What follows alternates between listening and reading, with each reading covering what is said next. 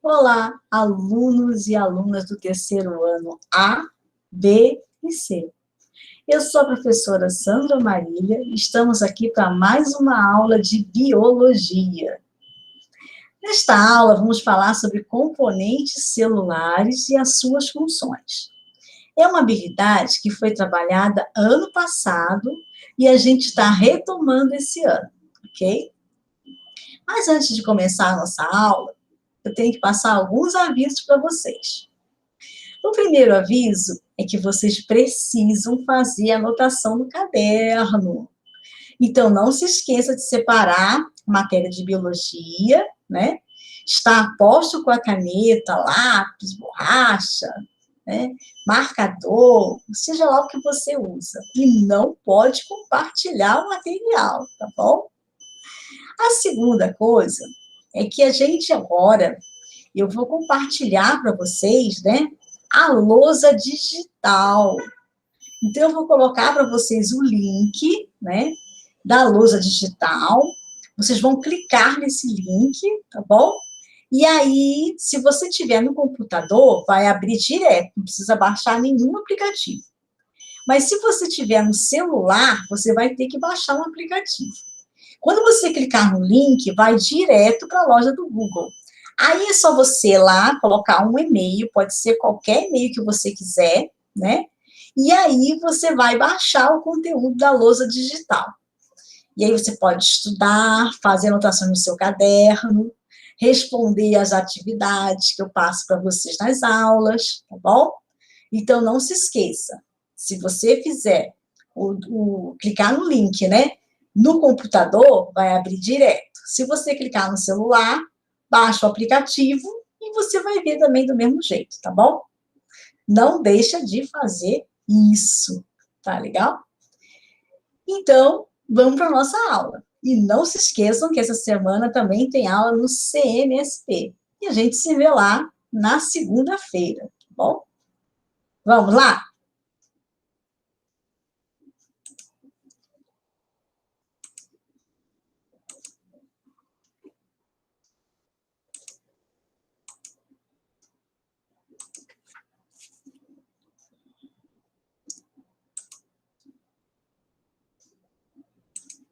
Então, como eu falei para vocês, a habilidade que vamos trabalhar hoje é identificar os elementos básicos que compõem a célula, bem como as suas funções, ok?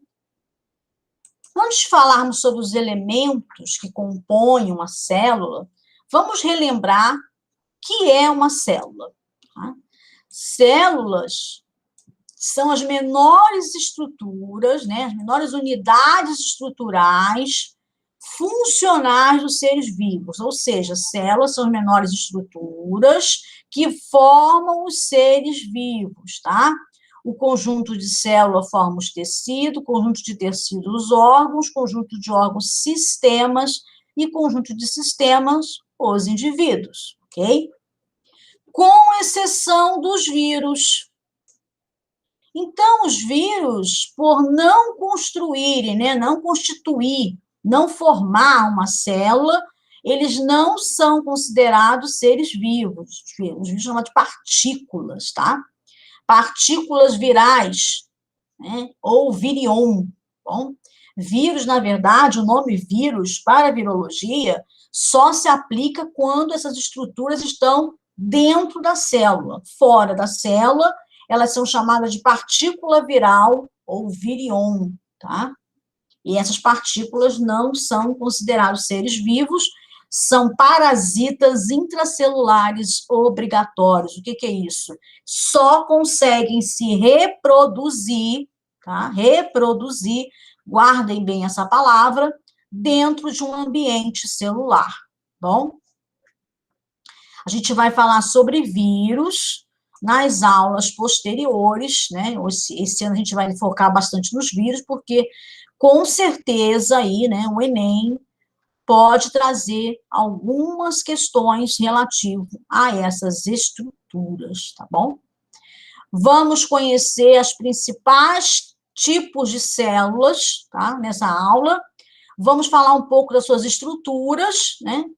E vamos falar da função dessas estruturas. Então, nos organismos que vivem no planeta Terra, neste momento, nós encontramos dois tipos celulares.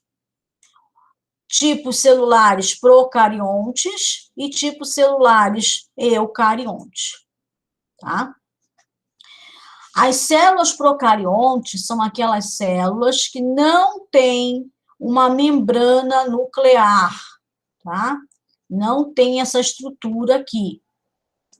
Nessa célula procarionte, o DNA, né, que é a molécula que guarda a informação genética, tá? O DNA, chamado, o nome do DNA, né, gente? Ácido desoxirribonucleico, ninguém vai precisar decorar o nome, ninguém vai ter que escrever o nome, tá? Estou falando o nome que é, né? O DNA das células procarionte fica disperso pelo citoplasma, tá? Essa região aqui da célula, bem? Enquanto que na célula eucarionte, o DNA está protegido por uma membrana, chamada de membrana nuclear carioteca. Então, nesse caso aqui, como o DNA está protegido por uma membrana, nós dizemos que essa célula, nós falamos que essa célula que tem núcleo, tá? Então, a célula procarionte não tem núcleo, o DNA está disperso pelo citoplasma, e célula eucarionte é aquela que tem uma membrana nuclear, por isso que forma um núcleo. Então, células eucariontes são aquelas que têm núcleo, ok? O DNA também é diferente em células eucarionte, tá? Célula eucarionte, esse DNA, ele vai estar na forma linear, né, em uma fita linear, que ela fica toda enroladinha, como se fosse aqueles fios de telefone antigo, né, em uma estrutura de hélice, tá, toda enroladinha. Já o DNA aqui da bactéria, ele tem uma forma circular, tá? Ele fica assim, ó, circular. Apesar de a gente estar tudo enroladinho aqui, né? Mas ele é uma forma circular, tá? O nosso DNA é uma forma linear que forma uma espécie, alguns alunos falam para mim, de caixinhos, né? Para poder ficar mais compactado nessa estrutura nuclear aqui, tá bom? Mas as células eucarionte e procarionte, elas compartilham algumas estruturas que são comuns, né, gente? Como o caso do citoplasma. Citoplasma é essa região aqui, né, entre a membrana plasmática, no caso da eucarionte, né, e o núcleo, e no caso da procarionte, aqui a membrana plasmática, e essa região aqui onde as estruturas estão dispersas, né, porque aqui não há formação de núcleo, bem? Essa região, então, é chamada de citoplasma, e é o local aonde essas organelas aqui vão se localizar, tá? Quais são as organelas que estão presentes tanto em células eucarionte como células procarionte? A gente pode tomar aqui como exemplo, né, as estruturas, que eu já falei para vocês, a membrana plasmática, está presente em eucarionte e procarionte, com funções, às vezes, diferenciadas, né? Aqui, a membrana plasmática controla a entrada e saída de substâncias. Aqui, além dessa função, a membrana plasmática, em alguns indivíduos, também participa do processo de transferência de energia, tá? Em algumas bactérias aqui, né? Já em organismos eucariontes, isso não acontece, porque grande parte dos eucariontes, olha o que eu estou falando, gente, grande parte dos eucariontes possuem mitocôndrias, tá? Grande parte. Porque já encontraram organismos eucariontes que estão ausentes as mitocôndrias, tá? Não existe mitocôndria. A gente vai falar um pouco disso quando a gente revê lá a função mitocondrial e a questão da transferência de energia, bom? As células procariontes e eucariontes também têm a estrutura chamada de ribossomos. Essas estruturas são responsáveis pela síntese de proteína, tá? Síntese em biologia, vamos para o dicionário, né? Se vocês já esqueceram, vamos lembrar. Síntese em biologia significa produção, tá, gente? Então, cuidado que em biologia tem um significado diferente da língua portuguesa, né? Que síntese é igual a produção, tá? Vamos lá colocar no nosso dicionário de biologia, síntese igual a produção. Então, os ribossomos são responsáveis pela síntese, ou seja, produção de proteínas, tá? Todos os ribossomos das células procarionte estão dispersos pelo citoplasma, enquanto os ribossomos de célula eucarionte podem estar dispersos pelo citoplasma ou associado a essa estrutura aqui que nós chamamos de retículo endoplasmático rugoso, bom? Por que que essas estruturas aqui estão associadas a ribossomo? Lembra que ribossomo vai fazer síntese, produção de proteína, tá? Quando a produção de proteína é para a própria célula, para uso próprio, ela, então, manda, né, manda essa receitinha aqui, que é o RNA mensageiro, hoje famoso, né, RNA mensageiro, ele manda essa estrutura direto para o citoplasma. Então, o ribossomo produz a proteína, e a proteína, então, tem uma ação nessa região, ou às vezes até no núcleo, mas é para o próprio uso da célula, bem? Quando essa proteína é para exportação, ou seja, para mandar para fora, exportar, né? Aí, esse RNA mensageiro, essa receitinha de proteína, vai para essa estrutura aqui, tá? E aqui a proteína, ela vai ser produzida, ela vai ser depois enviada para o complexo de Golgi, uma estrutura, né, presente apenas em células eucarionte, aonde, então, vai acontecer assim, tá? Aliás, o empacotamento da proteína que foi produzida aqui no retículo endoplasmático rugoso. Como se a gente produzisse alguma coisa, mas para você vender aquela coisa, você mandar, tem que montar uma embalagem, né? Então, a embalagem seria produzida aqui pelo complexo de Golgi, tá? Ou complexo golgiense. Por quê? Porque nessa estrutura aqui, as proteínas são empacotadas. Então, se você pensar na produção de alguma coisa para vender, você vai entregar ao seu cliente, você não vai entregar um produto sem estar embalado. Não tem como você mandar pelo correio um produto sem estar embalado. Você vai colocar uma embalagem, vai endereçar, para você poder mandar para o seu cliente. A mesma coisa acontece na célula, tá?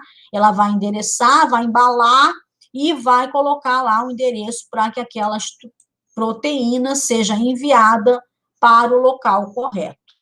Tá? Outra estrutura que a gente tem aqui, somente presente, né, em células eucarionte, né, é a mitocôndria, tá, gente? A mitocôndria, ela é uma estrutura celular, né, ela é uma organela celular, que, na verdade, ela é uma bactéria, sim, um ser procarionte, né, que muitos anos atrás, cerca de 2 bilhões de anos atrás, veio, entre aspas, morar dentro de uma célula eucarionte, tá? Processo de endossimbiose, ou seja, passou a morar dentro da célula eucarionte, fornecendo, né, algum benefício e recebendo outro. Então, ela recebe alimentação e proteção da célula eucarionte, e, em contrapartida, nada é de graça, né, ela ajuda, ela trabalha na relação de transformação de energia para o uso celular na forma de ATP, tá bom? E aí a gente tem uma outra estrutura aqui, que são os lisossomos, que eles fabricam, né, uma série de enzimas que vão fazer lise. O que é lisar? Fazer lise significa cortar, quebrar, destruir em biologia, tá bom? Então, lise em biologia, cortar, ok? Se a gente olhar aqui um pouco para a célula procarionte, a gente vai achar, né, outras estruturas, aqui nós não falamos, que é a cápsula, tá? Bactérias, às vezes, algumas delas produzem uma cápsula, tá? Essa cápsula aqui, ó, ela é uma estrutura para proteger a bactéria, porque às vezes ela passa por ambientes altamente perigosos, por exemplo, a Helicobacter pylori, causadora lá da gastrite, né? Essa bactéria precisa passar, né? Precisa viver, passar no estômago, cujo pH está em torno de 2 a 3, é muito ácido. Então, para que a bactéria consiga sobreviver, ela cria lá uma cápsula, né, para ela conseguir viver nesse ambiente altamente perigoso para com muitos seres vivos.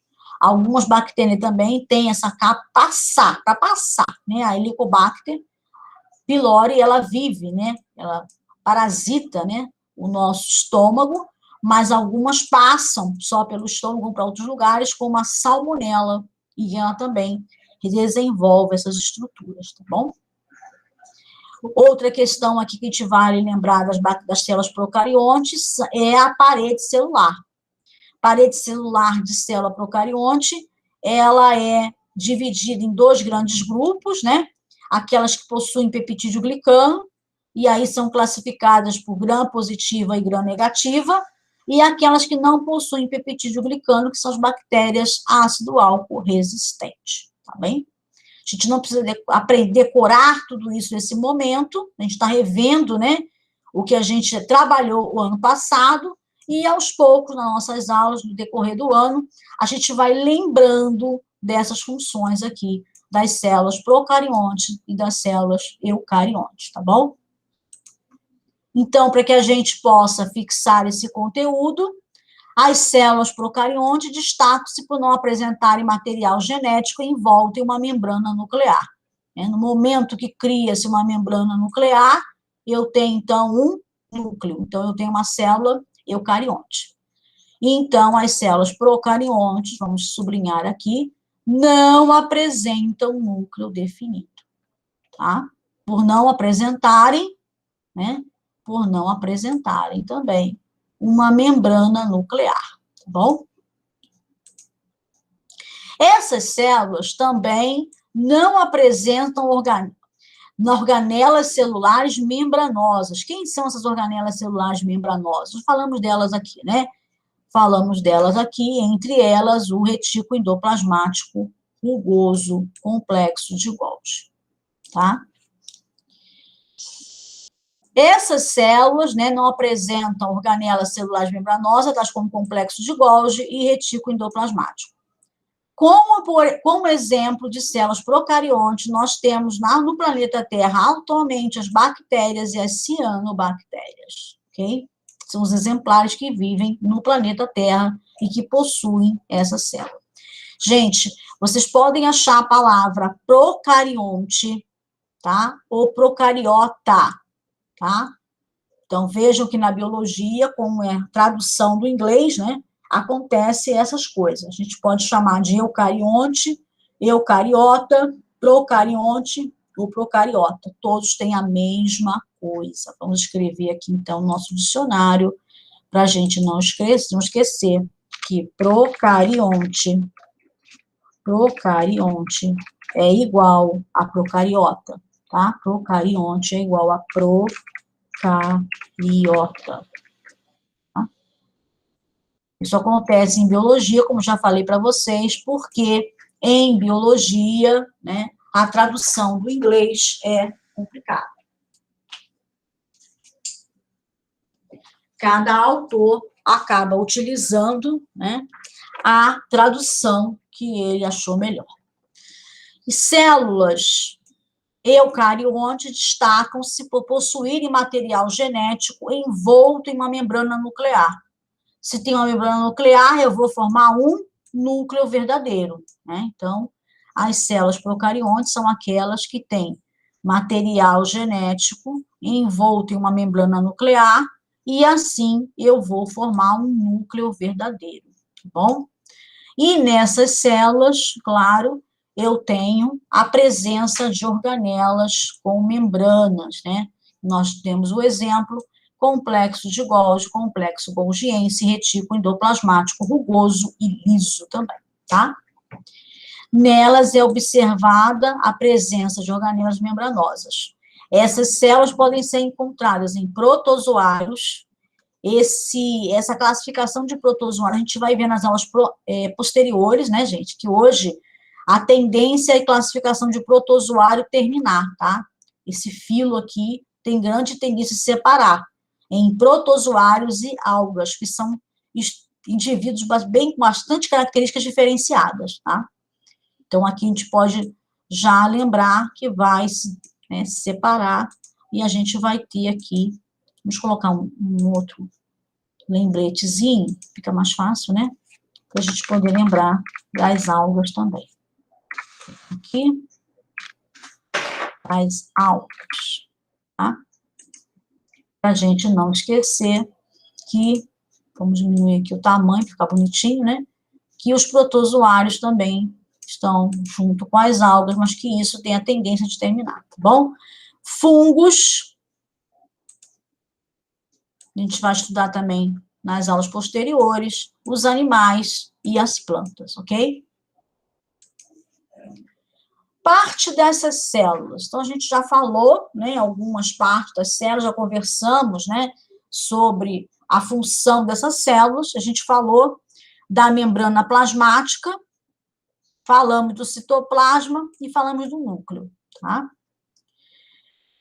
Como nós já sabemos, nem todas as células apresentam material genético limitado por membrana, sendo observada muitas vezes a presença do material genético disperso no citoplasma.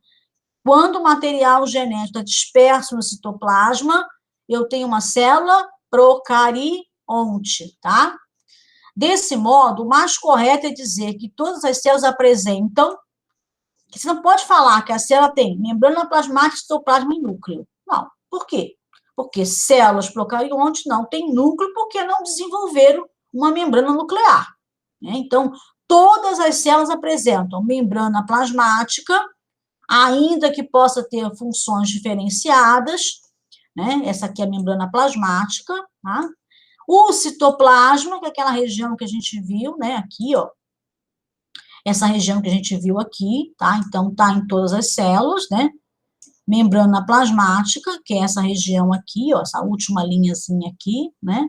Tanto tá aqui como está aqui, né?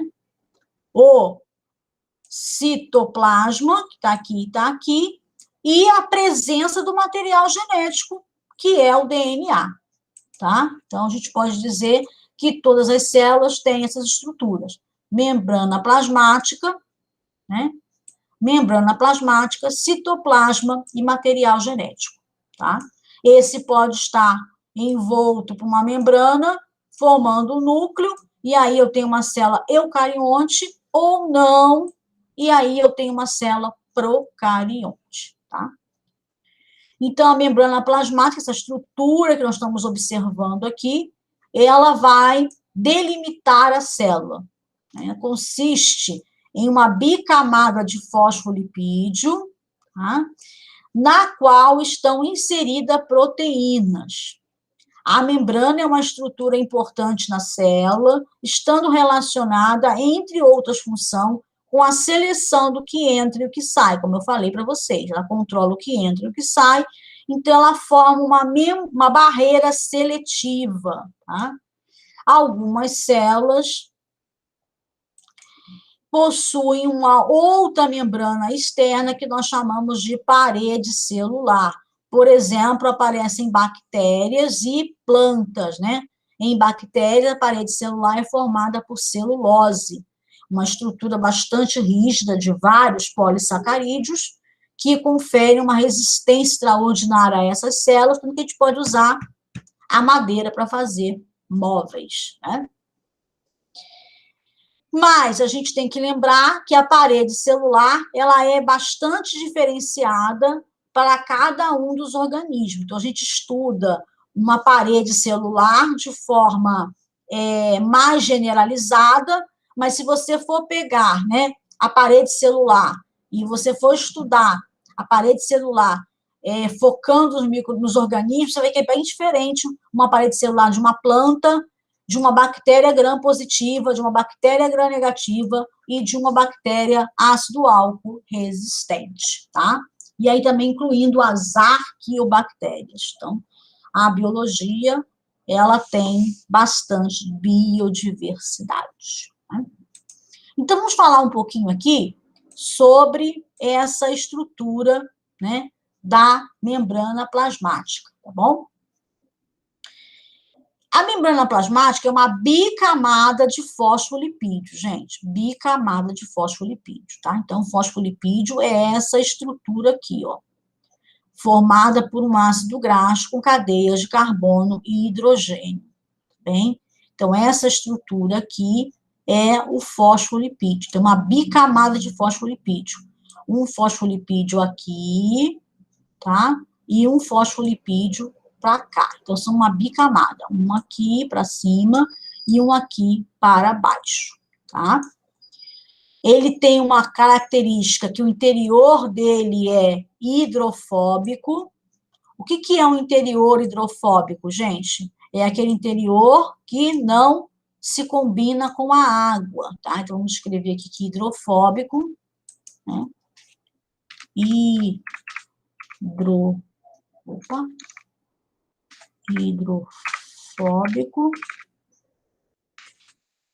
não combina com a água. Vamos escrever assim, que eu acho que vocês vão conseguir entender melhor, tá? Não combina com a água. Vamos ver se a gente escreveu direitinho. Ficou em cima aqui, né? Vamos tentar colocar aqui. Ah, saiu errado, ó. Tem que consertar. Tá vendo? A gente não conseguiu. Com a água, tá? Então, hidrofóbico não combina com a água. Então, o interior da membrana plasmática tem uma característica hidrofóbica, ou seja, não combina com a água, tá? A gente colocou aqui uma forma fácil de vocês entenderem, né? Mas e aí, como é que acontece? Como é que controla a entrada e saída de substância? Porque existem proteínas aqui associadas, tá? Essa proteína, por exemplo, aqui, ó, é uma proteína que forma um canal. Então, se a substância precisa entrar nessa célula, e se essa substância é uma substância que ela é hidrofílica, ou seja, tem afinidade pela água, né? Ela vai entrar aqui por meio dessa proteína do canal, tá? E existem outras proteínas também aqui inseridas por integral, de membrana, né? Existem proteínas também que formam alfa-hélice, que a gente vai ver um pouquinho mais à frente, tá? Mas, importante aqui que vocês saibam que a membrana plasmática, ela tem uma bicamada de fosfolipídio e confere um interior hidrofóbico. Como é que a célula controla o que entra e o que sai? Porque ela tem proteínas que estão aqui inseridas nesse material e controlam, então, a entrada e saída, bem?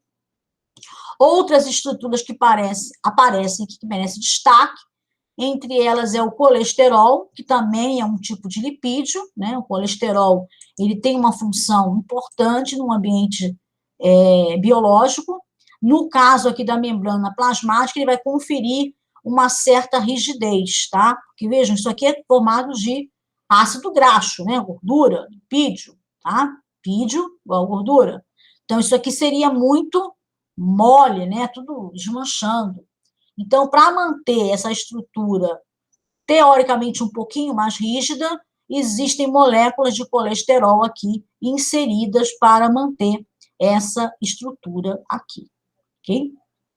Outras estruturas que a gente vai encontrar aqui são carboidratos, são proteínas associadas a carboidratos também, né? A maioria daqui a gente pode dizer que são estruturas de reconhecimento celular, né, gente? A gente volta um pouquinho para o problema lá do Covid-19, que ele se liga em um receptor de membrana chamado de ACE2.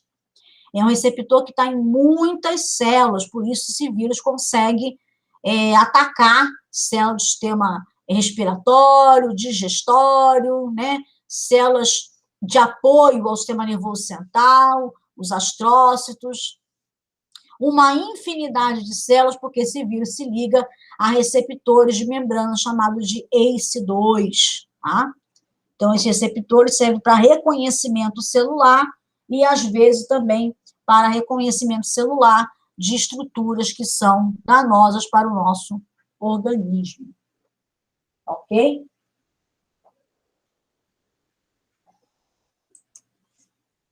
Vamos consertar aqui, porque depois fica para vocês, né? E aí vocês ficam com o material, né? Vocês só podem consultar e aí não fica legal, tá bom? Bom. Então, no citoplasma, nós já falamos, vamos rever de novo, é a região delimitada pela membrana plasmática. Nas células eucariontes, o citoplasma está localizado entre a membrana e o núcleo. Mais uma vez, essas células têm núcleo porque desenvolveram uma membrana que envolve o DNA, né? O citoplasma é formado por uma matriz gelatinosa, chamada de citossol. Em alguns autores, eles usam a palavra citoplasma e citossol para significar a mesma coisa, viu, gente? E no citossol estão imersas organelas celulares, como mitocôndrias, complexo de Golgi, o complexo golgiense, retículo endoplasmático liso e rugoso, lisossomos, ribossomos, entre outros, tá?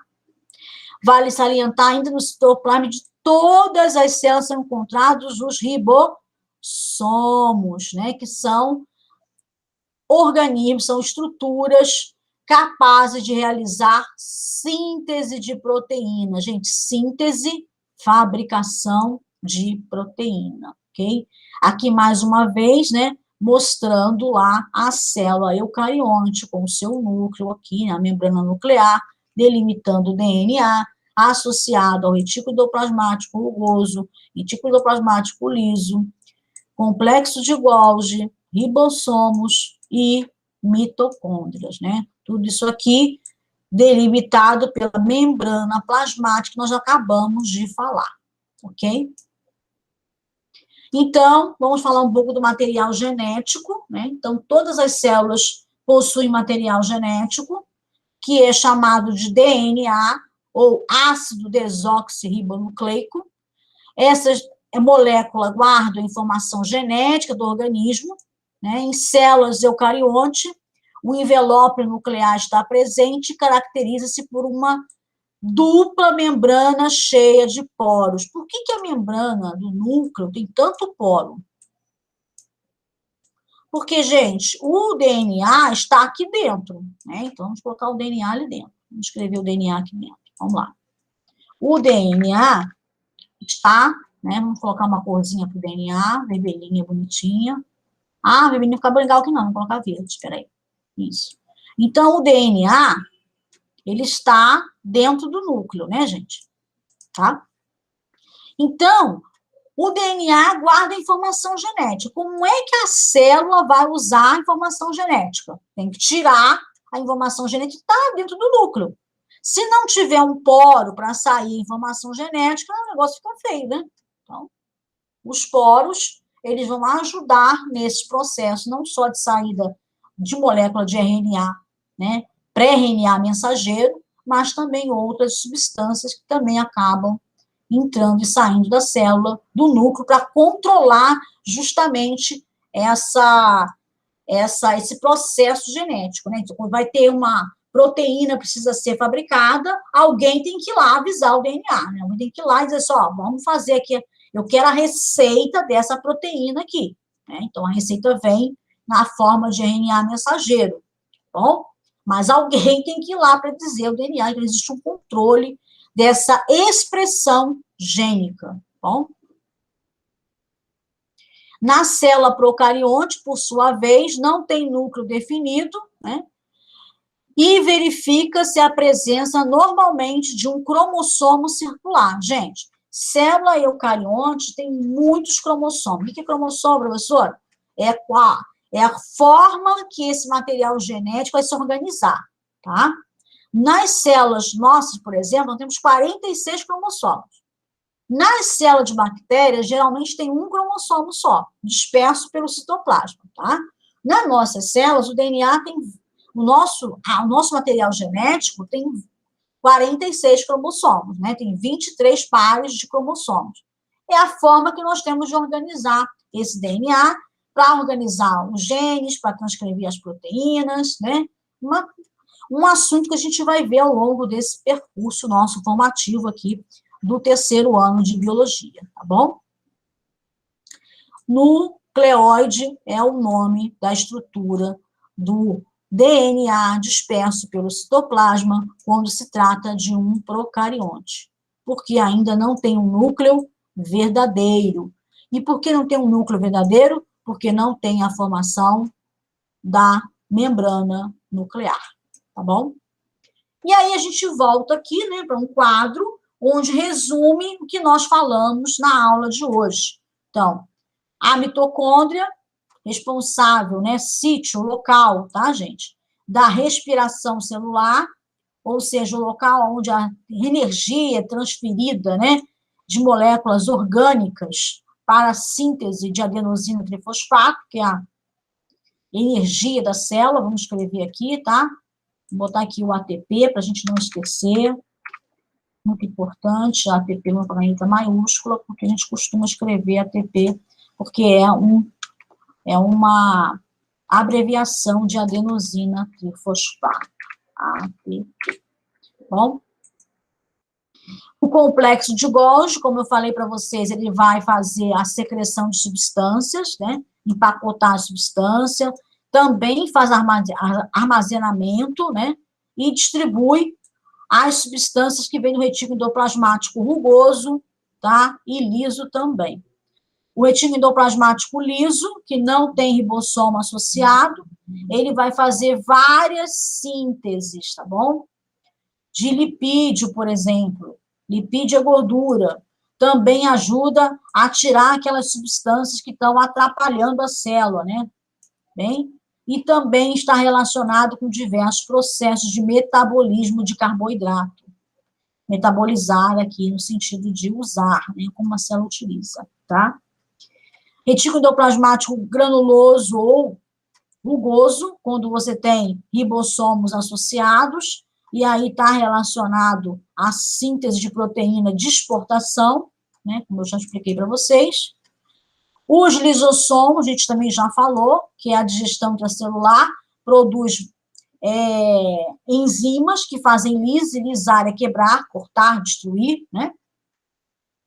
E mais uma substância aqui, que são os vacúolos, que são substâncias que armazenam substâncias, né? São estruturas que armazenam substâncias. Vacúolos, sempre em biologia, é um lugar que você guarda alguma coisa, que você armazena alguma coisa, tá? Então, eles estão responsáveis pelo processo de endocitose, né? Quando você captura alguma coisa, tá? Também estão relacionados a bombear excesso de água para fora também, recolhe, bombeia, como se fosse uma bomba, para manter esses organismos, né, na sobrevivência desses organismos também.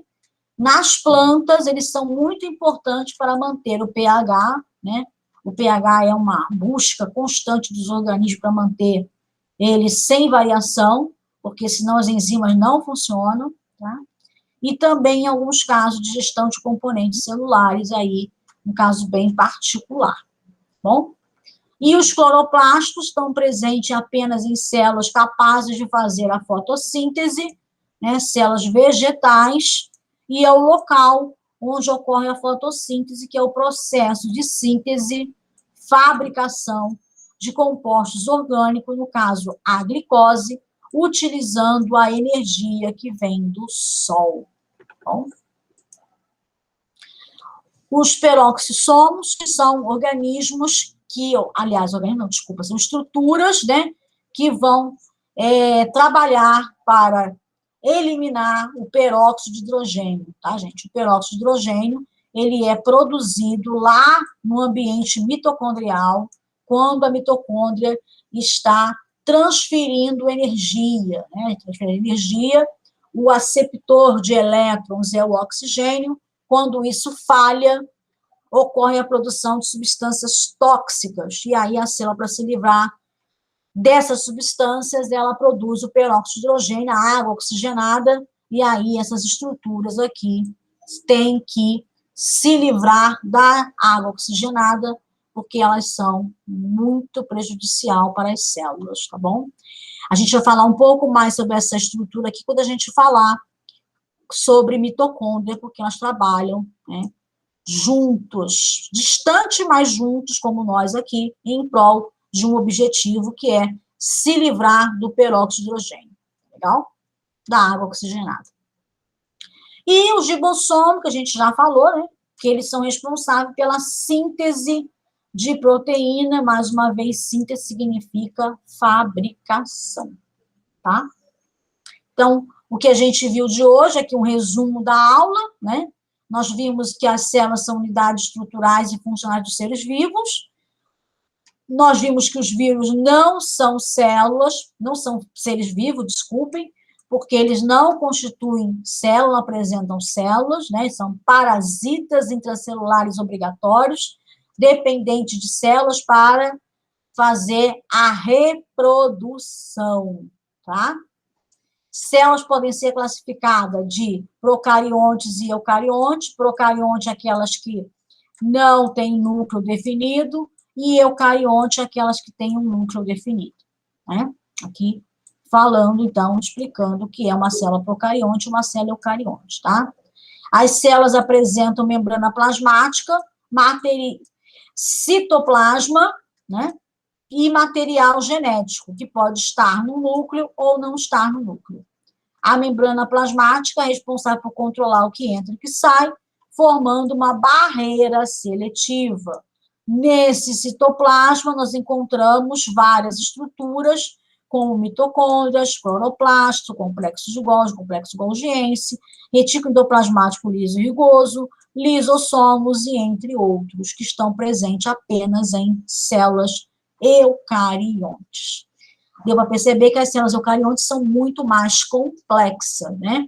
Mas complexidade não quer dizer adaptação, porque em número, as células procariontes, elas são muito, muito maiores do que as células eucariontes na Terra, bom?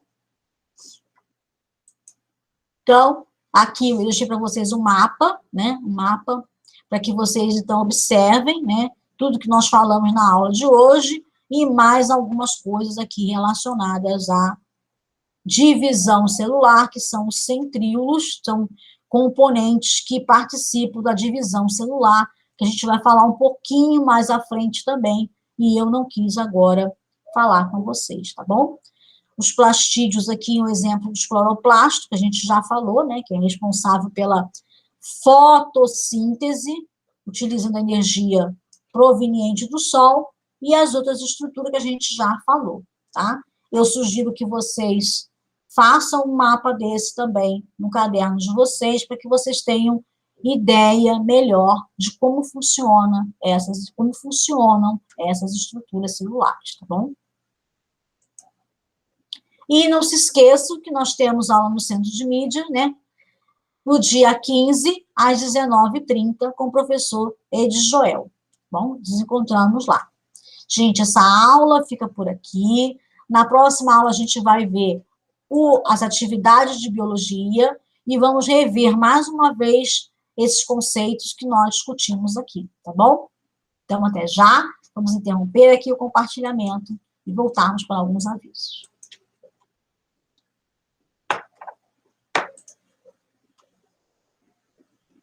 Voltamos.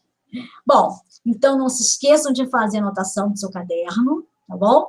Não se esqueçam de preencher o dicionário de biologia.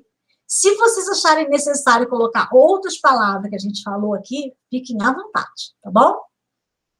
Beijo no coração, siga os protocolos, a gente se vê daqui a pouquinho na próxima aula. Tchau, tchau!